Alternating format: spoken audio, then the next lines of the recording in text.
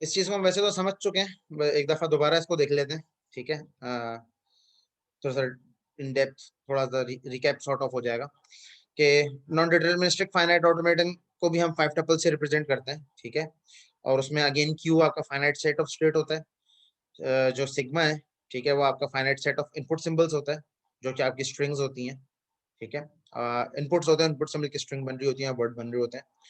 Q not आपकी start state होती है, एफ आपकी फाइनल स्टेट होती है, एक्सेप्टिंग स्टेट भी जिसको बोला जाता है।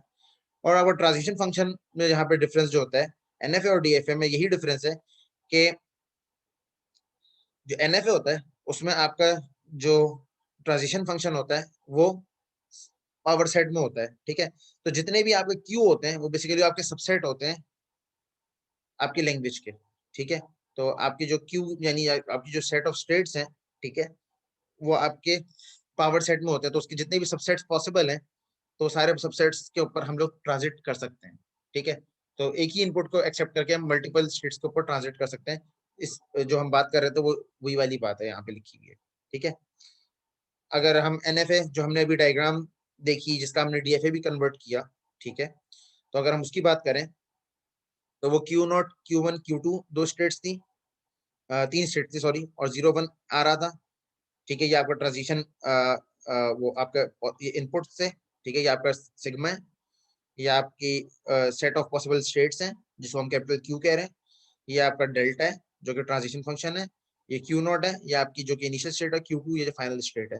ठीक है, तो ये आपके 5 टपल रिप्रेजेंटेशन है of the language we express later on.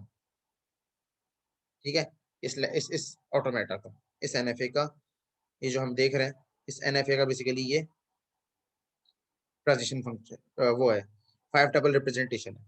अब इसके ट्रांजिशन अगर टेबल की बात कर लें तो जब हम क्यू जीरो पे हैं तो जीरो लेके या तो हम क्यू जीरो पे ही रह सकते हैं या हम क्यू वन पे जा सकते हैं, तो यहाँ पे मल्टीपल पॉसिबिलिटीज आ गई।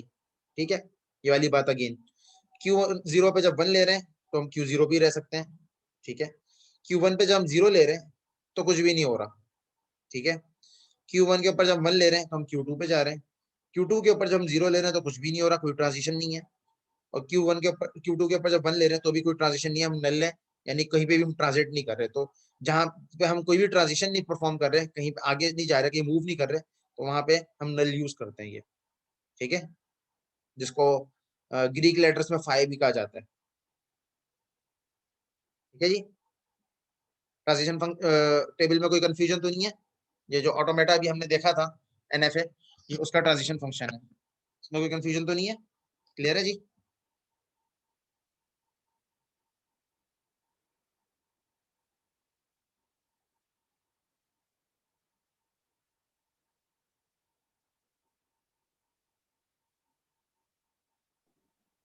सर ये जो ट्रांजिशंस हैं, ये Q1 की ट्रांजिशन जो एम्प्टी है जी, वो बिल्कुल।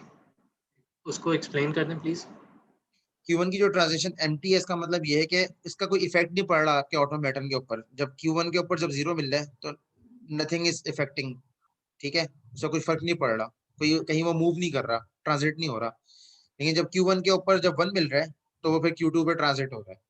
ठीक है, इसी तरह से Q2 के ऊपर जब जीरो नहीं, जीरो के ऊपर कुछ नहीं हो रहा, ठीक है, तो इसलिए ये नल है। और Q2 के ऊपर जब वन मिल रहा है उस पर भी कोई इफेक्ट, कहीं भी ट्रांजिट नहीं कर रहा, वो उसी स्टेट पे रह रहा है, तो इस वजह से उसको भी नल कंसिडर किया हुआ है। तो सर हमने स्ट्रेट फॉरवर्ड क्यों नहीं लिखा Q1 या फिर Q2? स्ट्रेट फॉरवर्ड Q1 या Q2 क्यों नहीं लिखा? इसका रीजन ये है कि अगर तो वो ट्रांजिशन, जो भी ट्रांजिशन हो रही है, ठीक है, अगर उस ट्रांजिशन या सॉरी जो भी आपके पास इनपुट आ रहा है उससे ट्रांजिशन हो रही है तो ट्रांजिशन आप लिखेंगे ट्रांजिशन टेबल में। अगर वो ट्रांजिशन नहीं हो रही तो आप खाली उसको फाइव से रिप्रेजेंट करेंगे कि इसका कोई इफेक्ट नहीं है। तो बस ये फर्क है। जी सर, ओके सर। तो बेसिकली यहाँ पे जो कह लें रिप्रेजेंटेशन का फर्क है। यहाँ पे हालांकि हम चाहते तो, आपकी वाली बात है, जब अगर हम डीएफए की बात कर रहे होते तो डीएफए पे हम यहाँ पे स्टेट्स लिखते थे, राइट? तो यहाँ पे हम स्टेट इसलिए नहीं लिख रहे, जो रीजन है वो रीजन ये है कि इससे इफेक्ट नहीं पड़ रहा कोई उसके ऊपर, ठीक है। तो ट्रांजिशन वाइज इफेक्ट नहीं पड़ रहा, इस वजह से एनएफए के अंदर हम इसका कोई फायदा नहीं है, तो इस वजह से इसको फाइ से रिप्रेजेंट कर रहे हैं।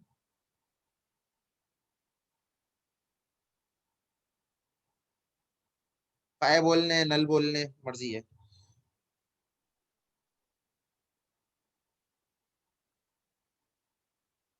ठीक है। Yes sir. इसकी और एग्जांपल भी देखते हैं, उससे और बेहतर बात क्लियर होगी। जो ट्रांजिशन है अगेन ये वो उसी की एग्जांपल ली है, उसी का समरी टेबल बनाया है कि अगर उसके ऊपर नल मिल रहा है, कुछ भी नहीं कर रहे तो क्यू वन पे ही रह रहे हैं, जीरो मिल रहा है तो फिर क्या कर रहे हैं, क्यू जीरो पे जा सकते हैं, क्यू वन पे जा सकते हैं, ठीक है। और क्यू जीरो पे जब डबल जीरो मिल रहा है अगर मिसाल के तौर पे, तो जीरो यहाँ पे यूनियन और प्रॉपर्टी वगैरह को यूज किया इसने। ये थोड़ा सा कॉम्प्लेक्स अभी होगा, इसको फिलहाल छोड़ दें, जब यूनियन क्लोजर वगैरह ऊपर दोबारा जाऊंगा तो फिर वो इसके ऊपर दोबारा रिकैप कर लूंगा इसको मैं आके। यूनियन का मतलब ये है कि जीरो जीरो की अलग अलग स्टेट है, उनको एक साथ अगर इनपुट मिल जाए वो, तो फिर क्या होगा, तो उनके ट्रांजिशन फंक्शंस तो अलग अलग ही होंगे, उनका यूनियन होगा बेसिकली। तो फिर अगर उसको मिला देंगे तो वो जीरो जीरो बन जाएगा ऑटोमेटिकली। तो ये वाली बात है यहाँ पे, जो सेट प्रॉपर्टी जो सेट के अंदर नॉर्मली होता है मैथमेटिक्स के अंदर, ये वही प्रॉपर्टी यहाँ पे अप्लाई हो रही है। और अगर किसी सेट के साथ नल सेट को आप यूनियन करते हैं तो उसके उस सेट के ऊपर कोई इफेक्ट नहीं पड़ता, तो इस वजह से ये क्यू नॉट और क्यू वन सेम रह रहा है। सर इसका मतलब कि उनकी स्टेट्स जो है वो मर्ज हो जाएंगी, या मतलब ये बेसिकली लिखा है अगर हमारा जो ये जो इनपुट है ना, जो आपको इनपुट दिया हुआ है 0 0 1 0 1, ठीक है, ये 0 1 0 0 1 को इनपुट बाय इनपुट ट्रांसलेट किया हुआ है, ठीक है, एनएफए में। तो जब क्यू नॉट के ऊपर कुछ भी नहीं मिल रहा, ठीक है, नल मिल रहा है यानी कि, तो वो क्यू नॉट पे ही रह रहा है, ठीक है। अगर क्यू नॉट के ऊपर जब जीरो मिल रहा है तो वो जीरो पे क्यू वन पे भी जा सकता है, क्यू जीरो पे भी रह सकता है, जो लूप बना हुआ था लूप की वजह से, ठीक है। अगर फिर एक जीरो के बाद फिर दोबारा जीरो मिलता है क्योंकि जीरो मिल रहा है, क्योंकि इनपुट यहाँ पे क्या है, डबल जीरो।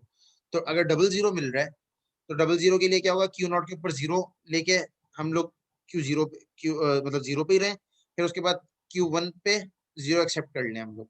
तो अगर मैं इन दोनों को, ये जीरो दोनों को मैं अगर रिप्रेजेंट करना चाहूँ, उसकी ट्रांजिशन रिप्रेजेंट करना चाहूँ, तो उसकी ट्रांजिशन को रिप्रेजेंट करने के लिए मुझे इसको यूनियन करना पड़ेगा, ठीक है। क्योंकि दोनों स्ट्रिंग एक साथ प्रोसेसिंग के अंदर तो अलग अलग ही हो रही होंगी, यहाँ रिप्रेजेंटेशन के अंदर यहाँ फर्क ये है कि उनको एक साथ लिखा हुआ है, तो उस वजह से यहाँ पे यूनियन यूज किया है, ओके सर समझ आई। ठीक है। जैसे अब triple zero one double zero one, अब तीन सिंबल्स हैं, अब तीन सिंबल्स तो एक साथ एग्जीक्यूट नहीं हो सकते उसके ऊपर, ऑटोमेटन के ऊपर। तो जो भी एग्जीक्यूट होगा उसकी अलग अलग स्टेट्स को आप यूनियन कर दें, इंडिविजुअल्स को यूनियन कर दें, तो उसकी स्टेट आपके पास आ जाएगी। तो ये रिप्रेजेंटेशन का डिफरेंस है यहाँ पे, बस फर्क है, ठीक है। ट्रांजिशन वही है, सब कुछ वही है, बस एक्सप्रेशन या लिखने का स्टाइल डिफरेंट है। Understood sir. इसको एक्सटेंडेड ट्रांजिशन फंक्शन भी कहा जाता है। ये जो लिखी हुई है ना टाइम टाइप, इसको एक्सटेंडेड ट्रांजिशन फंक्शन भी कहा जाता है, यूनियंस को यूज करके टाइप लिखना, इसको एक्सटेंडेड ट्रांजिशन फंक्शन भी कहा जाता है। लैंग्वेज ऑफ एनएफए इसके ऊपर ऑलरेडी बात हो चुकी है कि ये भी रेगुलर होती है, क्योंकि हम एनएफए को डीएफए में कन्वर्ट कर सकते हैं, और डीएफए नेचर वाइज रेगुलर होता है, तो हर रेगुलर लैंग्वेज का रेगुलर एक्सप्रेशन एग्जिस्ट करता है, इसलिए वो रेगुलर लैंग्वेज में कैटेगराइज करता है। तो इसलिए एनएफए जितने भी हैं वो भी रेगुलर होते हैं, ठीक है। लेकिन कुछ स्टेट्स एनएफए के अंदर ऐसी होती है जिनको डेड स्टेट या डाई स्टेट भी कहा जाता है। डेड स्टेट या डाई स्टेट कौन सी है, वो नल स्टेट वाली है, ठीक है, जहां पे आपकी ट्रांजिशन की या जो आपको इनपुट मिल रहा है उससे आपके ऑटोमेटन के अंदर कोई इफेक्ट नहीं पड़ रहा, ठीक है। तो वो डाई डाई सीक्वेंस या डाई स्टेट या नॉन या ऐसी स्टेट, ऐसा इनपुट जो बेसिकली किसी भी स्टेट को लीड नहीं कर रहा या आपको ट्रांजिट नहीं करवा रहा, तो वो डेड स्टेट या डाई स्टेट कहलाती है, ठीक है। जिसको हम फाइव से रिप्रेजेंट कर रहे थे बेसिकली, अभी जो इससे पहले जो डिस्कशन फाइव की हुई थी, वो बेसिकली ये वही वाली बात है यहाँ पे लिखी हुई है, ठीक है।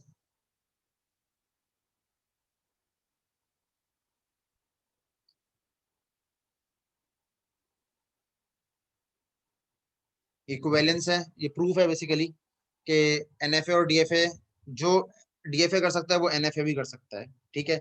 यानी कि NFA की जो पावर है उसको आप DFA के थ्रू भी ट्रांजिट कर सकते हो, बिल्कुल किया जा सकता है। लेकिन अगेन जैसे हमने देखा था कि NFA को अगर DFA में कन्वर्ट करें तो आपको पे स्टेट्स बढ़ानी पड़ेंगी।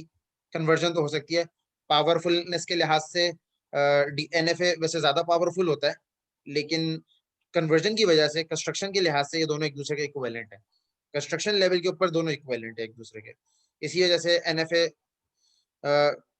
के अंदर, क्योंकि जो स्टेट्स की अगर ट्रांजिशन फंक्शन में हमारे पास सबसेट होते हैं, और जो नॉर्मल DFA होता है उसमें आपके पास सबसेट नहीं होता, आपके पास हर स्टेट के अगेंस्ट एक स्टेट होती है, ठीक है। तो कंस्ट्रक्शन लेवल के ऊपर ये दोनों इक्विवेलेंट है। पावर के लिहाज से, अगर कंप्यूटेशन पावर के लिहाज से देखा जाए तो NFA ज्यादा पावरफुल होता है, ठीक है। और दोनों ही कन्वर्जन एक दूसरे में पॉसिबल है। NFA से DFA पॉसिबल है, हम NFA और DFA ही करेंगे, ठीक है, वही हमारा पार्ट ऑफ कोर्स है।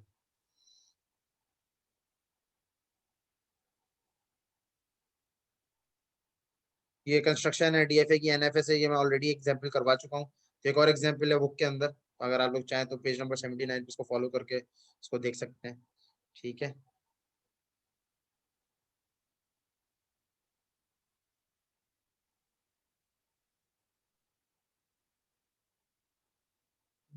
सबसेट कंस्ट्रक्शन ये भी एग्जांपल है, इसको फिलहाल मैं नहीं छेड़ रहा।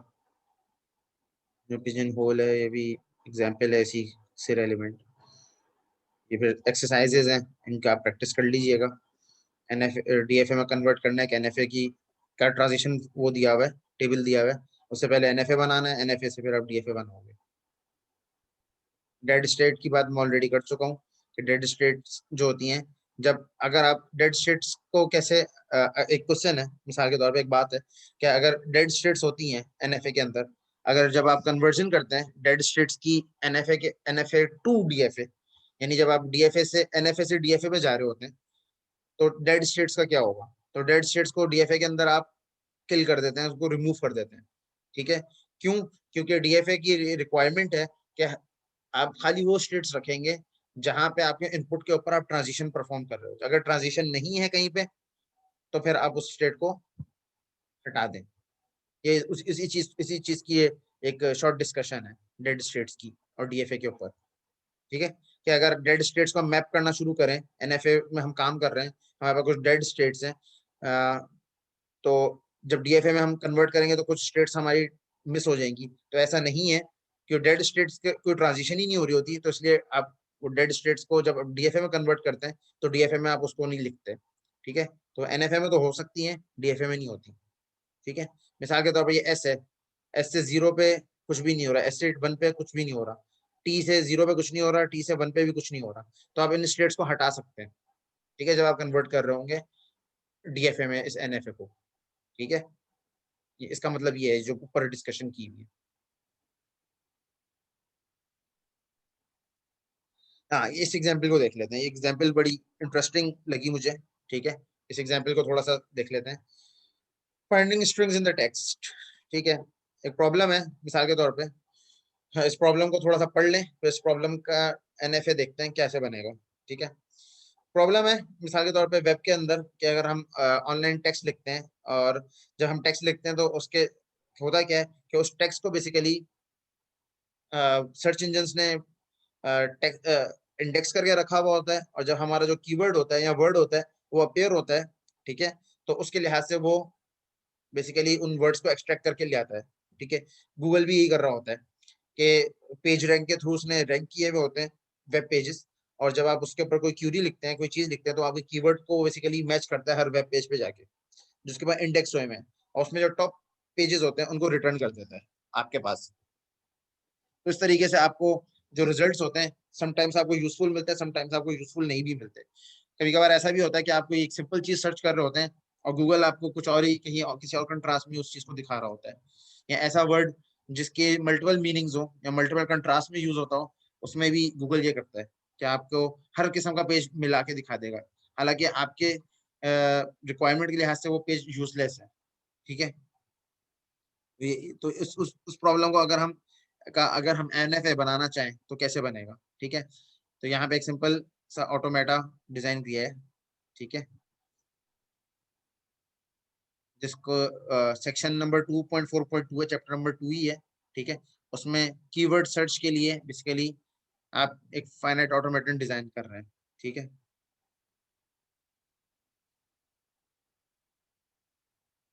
यहाँ पे वो सिंपल वही वाली बात लिखी हुई है कि अगर आपको प्रोग्राम एनएफए बेसिकली कोई प्रोग्राम नहीं होता, एनएफए बेसिकली एक मशीन की इम्प्लीमेंटेशन होती है। और एनएफए को जब आप सिमुलेट करते हैं तो आप क्या करते हैं कि आपके पास जो इनपुट्स होते हैं उन इनपुट्स को बेसिकली आप उसके ऊपर सिमुलेट करते हैं और उसके लिहाज से आपको उसका आंसर पता चलता है कि हाँ ये एक्सेप्ट हो रहा है, रिजेक्ट हो रहा है। और एनएफए को आप इक्विवेलेंट डीएफए में कन्वर्ट कर सकते हैं, तो उसका सबसेट बेसिकली कंस्ट्रक्शन भी बन सकती है, ठीक है। फिर आप डीएफए के ऊपर भी उसको ड्राई रन कर सकते हैं, उसको टेस्ट कर सकते हैं जो आपकी आपकी स्ट्रिंग है, ठीक है। तो मिसाल के तौर पे ये क्यों जी जी जी नहीं कह रही रात को इससे आ रही थी दुकान जी से। ये क्वेश्चन है नुमान।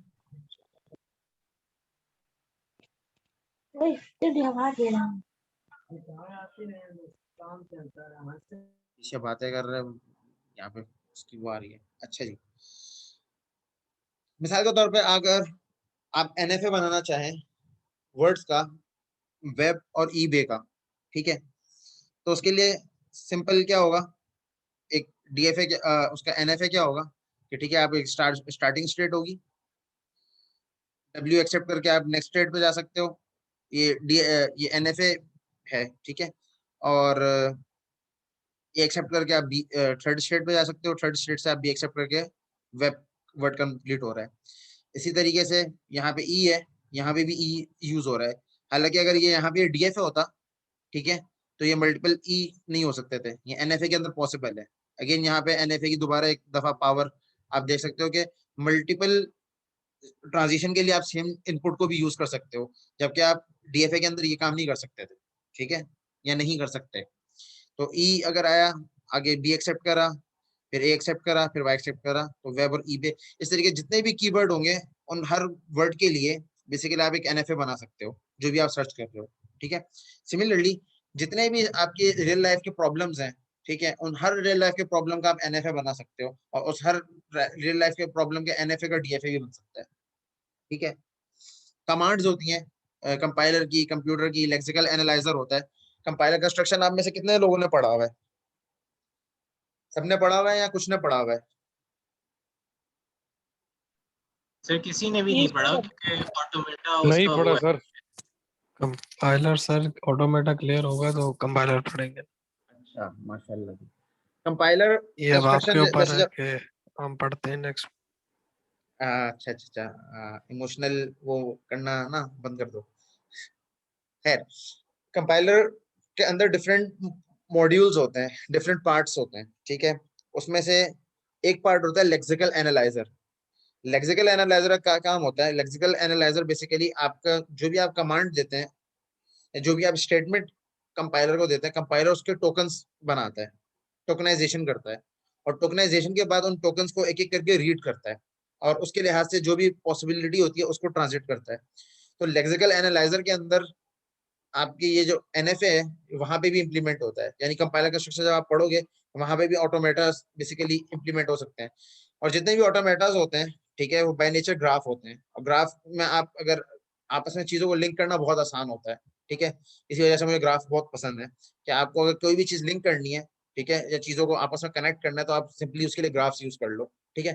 तो जितने भी एनएफए है, डीएफए है, ये सारी जो हम टाइप्स पढ़ रहे हैं, ये तकरीबन जितनी भी हैं ये सारे के सारे ग्राफ्स होते हैं, ठीक है। तो ग्राफ में आप क्या करते हैं, एक स्टेट से दूसरे स्टेट में आप मूव कर रहे होते हैं, एक्सेप्टिंग सम इनपुट्स या रिलेशनशिप्स बना के आप आपस में चीजों को कनेक्ट कर रहे होते हैं। सिमिलरली जितने भी आपके टोकन्स होते हैं जो कंपाइलर्स में बन रहे होते हैं, उन टोकन्स का भी आप ऑटोमेटन डिजाइन कर सकते हो, ठीक है। तो लेक्सिकल एनालाइजर भी एक इसकी एप्लीकेशन है जहां पे आपका एनएफए और डीएफए यूज होता है, ठीक है। तो जस्ट फॉर यूज के समझा रहा था ताकि आपको आइडिया हो जाए।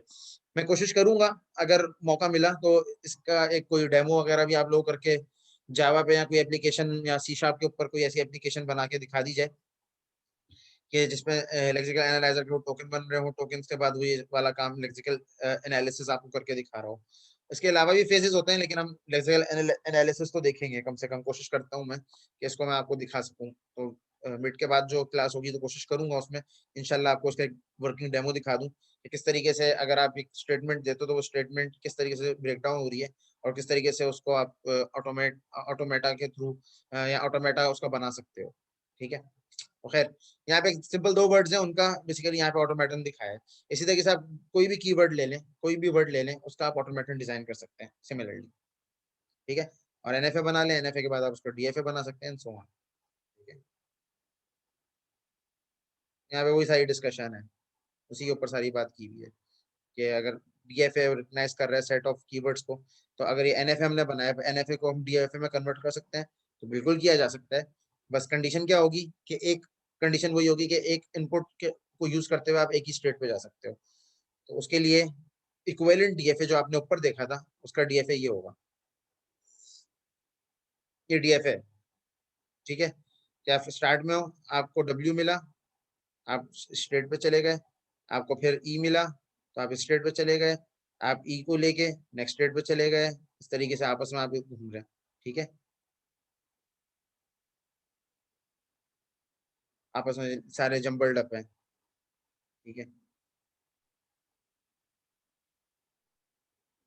थोड़ी सी कॉम्प्लेक्स एग्जाम्पल है वैसे। ठीक है, लेकिन जो ऊपर आपने ये सिंपल एनएफए देखा था, ठीक है, जिसमें आप simple simple W E B accept करके वेब बना रहे थे, E B A Y accept करके ईबे बना रहे थे, तो उसको अगर डीएफए में करना हो तो थोड़ा सा कॉम्प्लेक्स किस तरीके से हो सकता है। कंपैरेटिवली कॉम्प्लेक्सिटी के लिहाज से एनएफए कम कॉम्प्लेक्स होता है, उसमें रिस्ट्रिक्शंस कम होती हैं। असल में फायदा ये है उसका कि अगर आपको दूसरी स्टेट पे जाना है तो आप नल ट्रांजिशन भी कर सकते हो कि आप कुछ भी एक्सेप्ट ना करो, आप दूसरी स्टेट पे चले जाओ। वो एक टाइप है, वो भी आएगी, जिसको एप्सिलॉन एनएफए कहा जाता है कि आप नल एक्सेप्ट करके भी दूसरी स्टेट पे जा सकते हो। ठीक है, वो भी हमने नहीं पढ़ी। एनएफए के अंदर डायरेक्टली, सिर्फ सिंपल एनएफए के अंदर ये नहीं होता, डीएफ एप्सिलॉन एनएफए के अंदर ये हो सकता है, वो इसी का वेरिएंट है। उसमें हम ये काम कर सकते हैं कि हम नल स्ट्रिंग को भी एक्सेप्ट करके ट्रांजिट कर सकते हैं। अब नेक्स्ट टॉपिक हमारा वही है। ठीक है, अब उसको देख लेते हैं, उसके ऊपर डिस्कशन कर लेते हैं। हाँ हाँ, finite automata with epsilon transition. Epsilon transition क्या होती है, क्या फर्क है एनएफए और इसमें, इसके ऊपर थोड़ी सी डिस्कशन कर लेते हैं। जो फाइनाइट ऑटोमेटा है उसकी एक और एक्सटेंशन है जिसको epsilon finite automata with epsilon transition या एप्सिलॉन एनएफए भी कहा जाता है। ठीक है, एप्सिलॉन एनएफए क्या होता है? एप्सिलॉन एनएफए के अंदर आप बेसिकली नल स्ट्रिंग को, ठीक है, या विदाउट एक्सेप्टिंग एनी इनपुट आप ट्रांजिशन कर सकते हो एक स्टेट से दूसरी स्टेट में। शोएब बस 10 मिनट और दे दो, 10 मिनट के बाद मैं आधे घंटे का 20 मिनट का तकरीबन ब्रेक दूंगा। ठीक है, तो ईशा की नमाज का भी ब्रेक हो जाएगा। ठीक है, आप लोग थोड़ा सा फ्रेश भी हो जाएंगे, चाय कॉफी जो भी आपको पसंद हो वो भी पी लीजिएगा, थोड़ा सा माइंड फ्रेश हो जाए। मुझे पता है आज का लेक्चर थोड़ा सा ओवरडोज्ड है, लेकिन क्योंकि बाकी जो जितनी भी आईडीज हैं उनमें सब पढ़ चुके हैं स्टूडेंट्स, तो मैं, मेरे लिए ये जरूरी था कि मैं आप लोगों को आज थोड़ा सा ओवरडोज दूं, क्योंकि पेपर सबका तकरीबन शायद एक बन रहा है या शायद अलग अलग बने, लेकिन वो टॉपिक सेम होंगे तो फिर वो ये रिस्ट्रिक्शन है यूनिवर्सिटी की तरफ से कि आप सबके टॉपिक्स और कंटेंट तकरीबन सेम कवर होना चाहिए। तो बस यहाँ पे फॉर्मल डेफिनेशंस को यूज करते हुए मैं उनकी एग्जांपल्स को करवा रहा हूँ, इसलिए ज्यादा डेप्थ में जा भी नहीं रहा, ताकि आप लोगों के ऊपर ऑलरेडी ये चीजें हम पढ़ चुके हैं, बस इनको इसके लिहाज से मैप कर रहे हैं। मिड टर्म तो ऑनलाइन है, बाकी उसके बाद पता नहीं ऑनलाइन होता है ऑफलाइन होता है। एचईसी की तरफ से कोई डिसीजन नहीं आया वैसे, पता नहीं खुलती है यूनिवर्सिटी नहीं खुलती, शायद खुल जाए, आई आई डोंट नो, कोई आइडिया नहीं है मुझे। ठीक है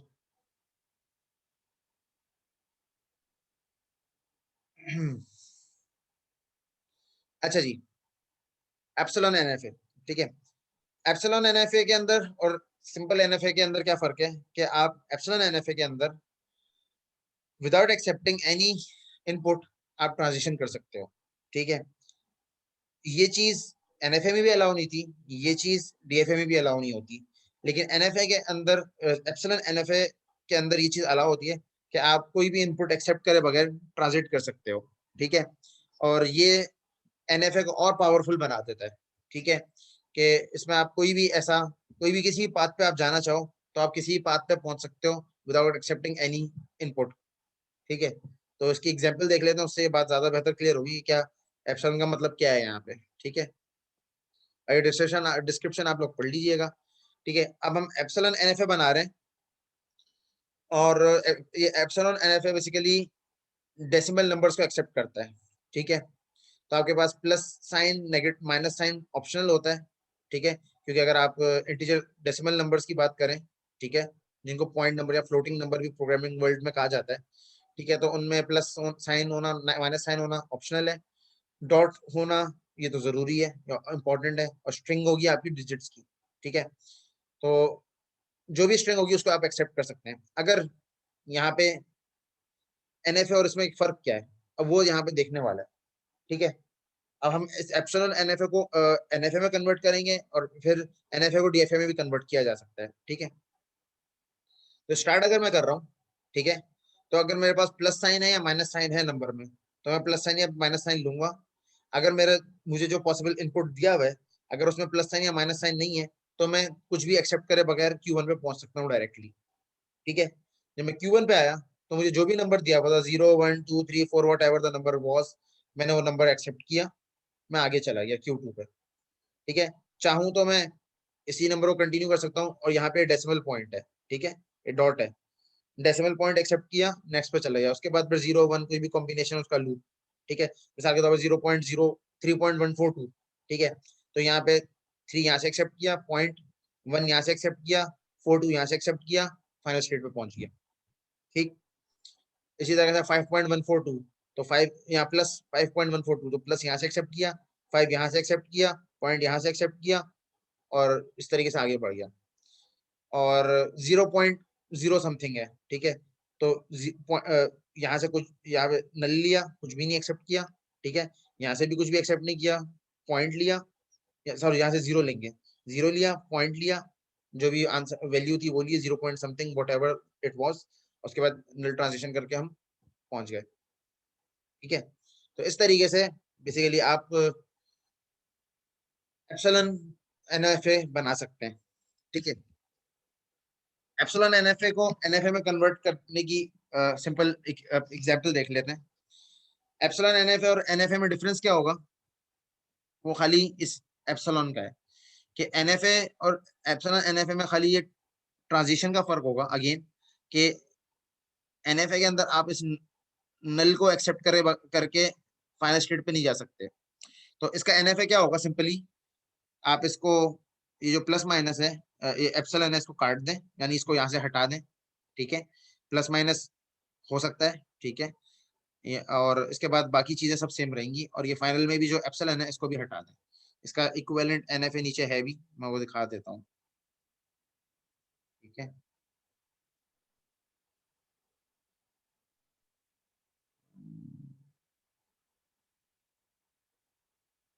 ये उसका इक्विवेलेंट NFA है, ठीक है। क्या पहली स्टेट पे प्लस माइनस कुछ भी मिला, ठीक है, आपने एक्सेप्ट किया, आगे चले गए।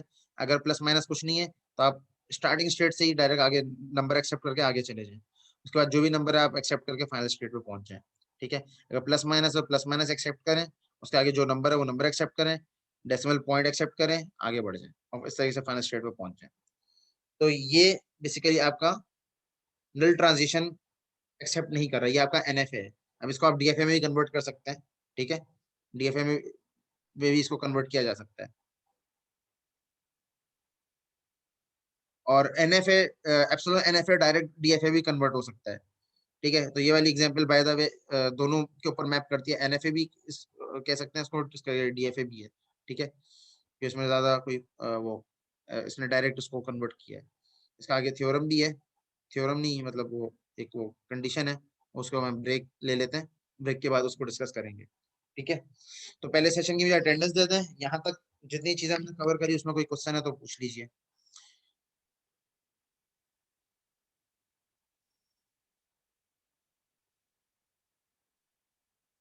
पहले सेशन की अटेंडेंस दे दें, और जहां तक अगर कोई क्वेश्चन, कोई कंफ्यूजन है तो पूछ लें। और एक और चीज, आप लोगों का सेमेस्टर प्रोजेक्ट होगा, ठीक है, ऑटोमेटा के कोर्स का, ठीक है। उस सेमेस्टर प्रोजेक्ट में आपके पास 2 ऑप्शंस हैं, ठीक है, और दोनों ऑप्शंस में दिखा देता हूँ क्या है वो। अगर आप इसके अलावा कोई बनाना चाहें तो मोस्ट वेलकम, ठीक है।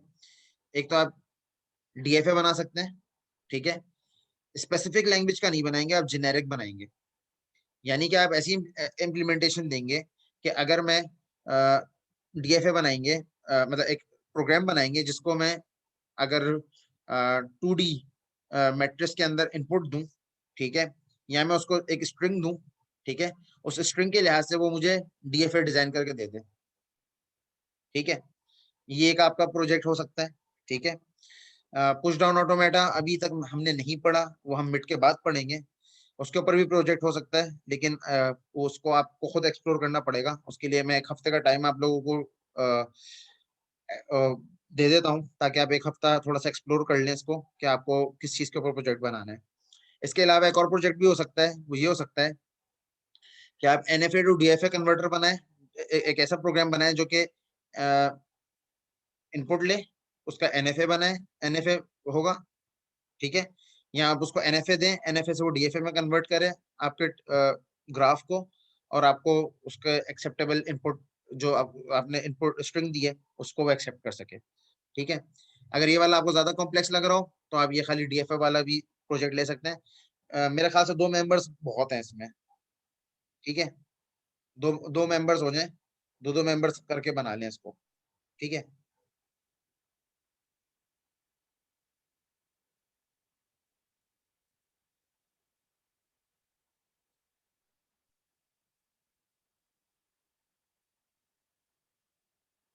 या ये भी एक हो सकता है कि रेगुलर एक्सप्रेशन हो, रेगुलर एक्सप्रेशन आप इनपुट लें, रेगुलर एक्सप्रेशन से वो डीएफए उसका जनरेट करके दे दे, ये भी एक प्रोजेक्ट हो सकता है, ठीक है। ये 2 आइडियाज हैं, तो इन दोनों में से जो भी आपको फिजिबल लगता है उसको एक्सप्लोर करें। मैं इसका एक माइलस्टोन 1 बना दूंगा जो कि एज असाइनमेंट भी ट्रीट हो जाएगा, और उसकी बेस के ऊपर फिर आप इस चीज को हम लोग देख लेंगे, ठीक है। तो यहाँ पे अभी ब्रेक ले लेते हैं, फिर इंशाल्लाह हम लोग दोबारा कनेक्ट करते हैं 8:40 पे, ठीक है। 8:40 पे मैं दोबारा कनेक्ट करूंगा, उसमें बस 1-2 चीजें डिस्कस करना आज के टॉपिक की बाकी है, वो मैं डिस्कस कर लेता हूँ, ठीक है।